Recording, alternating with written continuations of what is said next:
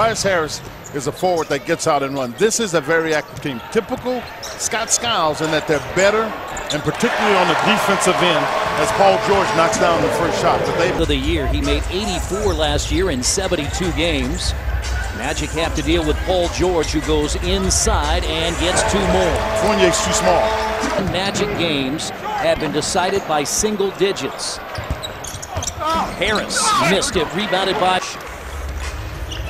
The first quarter has been the best quarter for the Magic this year as Paul takes a three, and he's off to a 7-point first quarter. You can just see it. He's got that. Harris grabs it.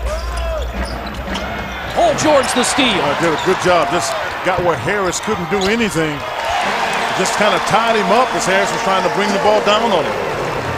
9 of the first 11. I mean, just good anticipation. Watch Paul. He anticipates where Harris has to go, gets there before Harris, and then comes back, and they're both within 8 inches of his eyes, because he says at this point he just can't see quite as well as he used to.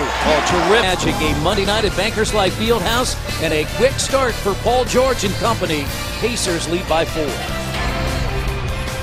Last 3 games, Paul George 31 points and 11 rebounds, and Quinn a quick start. Yeah, he really did go off to a quick start. He's got I think a favorable matchup, but I like the way his teammates are letting him just play, just shoot the ball. They got a lot of confidence in his ability to make plays. He's challenging guys on the inside defensively.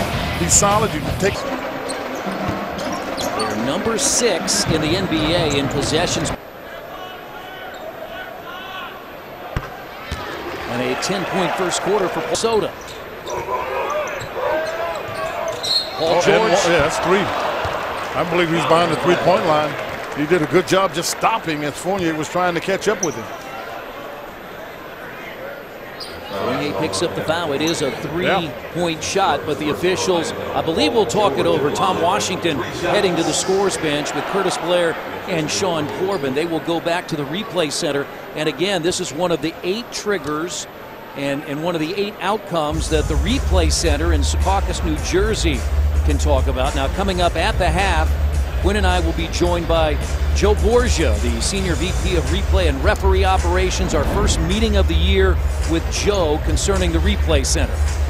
But I'm going to say this, and Joe's not going to like it. That's a waste of time there. If you want a game speeded up, if you got a close one, I get it. He is a foot behind the line. And so why go to if the official is clear and confident that that's what it is. But, you know, again, while I say that, I have to respect the fact I wouldn't want to do their job in a million years. I really wouldn't, because I think they have an incredibly difficult job. We've been talking about it even as of yesterday when Joey Crawford went out. When you've got guys who are, middle-aged, chasing these kids up and down the floor, that will wear you out. So maybe every now and then a little help from the replay center. It's not a bad idea. For those of you that weren't watching yesterday, as Jordan Hill checks in for C.J. Miles. And Jordan Hill, the last 4 games, 11 points and 9 rebounds. He started yesterday. For those of you not watching yesterday, Joey Crawford, the veteran official, had to leave in the 3rd quarter. He had his knee locked up on him, and so as Quinn mentioned, there were just 2 officials. Got a chance to get out and run. He's got to, Ellis can keep passing it as Paul George is going. But I think Monte Ellis, because he's the one that passed the ball the last. You see a nice job there by Mahinmi to get the ball, and he gets pushed. Now, right here, Paul George steps into a Paul George, Mahinmi, Ellis, Stuckey, and Jordan Hill, the 5 on the floor for Indiana. Cutting is Paul. Great cut and a basket, and a really good pass. He's got 18 points.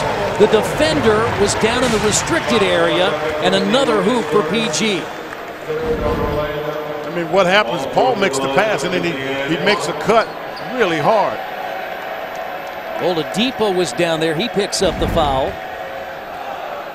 And so 18 for Paul. He's coming off back-to-back 30-point, 10-rebound games for only the 3rd and 4th time in his career. So he's already great feel for what's going on, Chris. Now, he makes a cut. Now, watch. He set it up, and then he dives through there hard. Defense can't get there. I mean, 2-man game, Stuckey.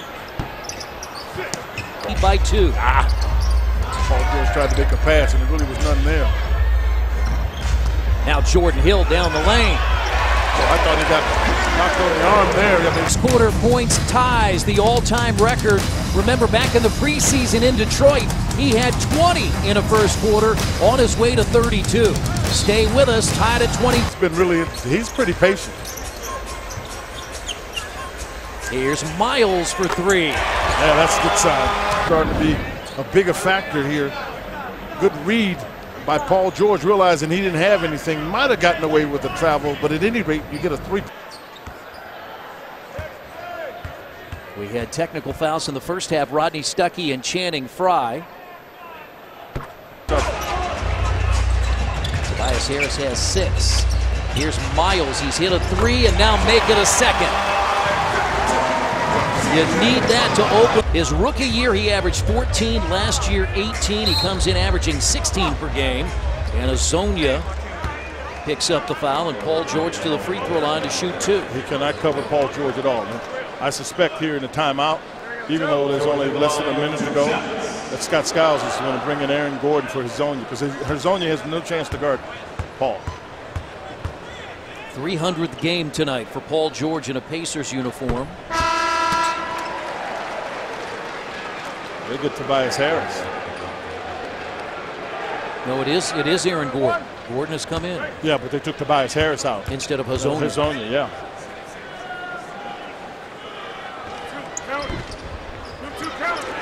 Well, you would anticipate they haven't gone away all year. Frye for his 4-3.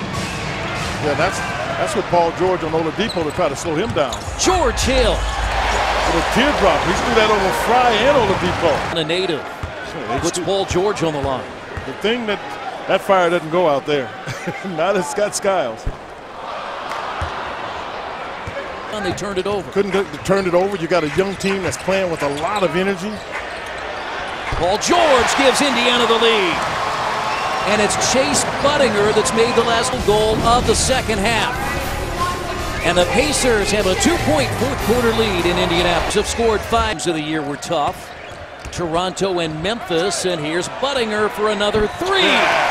He deserves it. I mean, it was nice that, you know, back in. Tobias Harris is in. That's a Buttinger play. He bumped Harris. Oh, George Hill throws it down. A little. Everybody was up waiting for Chase. Here's a jumper. Paul missed it. Rebound tip. Paul got it back and draws the foul. He's getting a little bit more active. He was shooting it well in the first quarter, but here he's being active in other places. But you got to have your teammates involved in the game, and Buttinger has been big in terms of his ability to defend and make shots. 10-0 run, Pacers, and they lead by 7 with PG at the line to shoot 2. Trying to win their 3rd straight at home. They're going to get Chase. He deserves some credit here.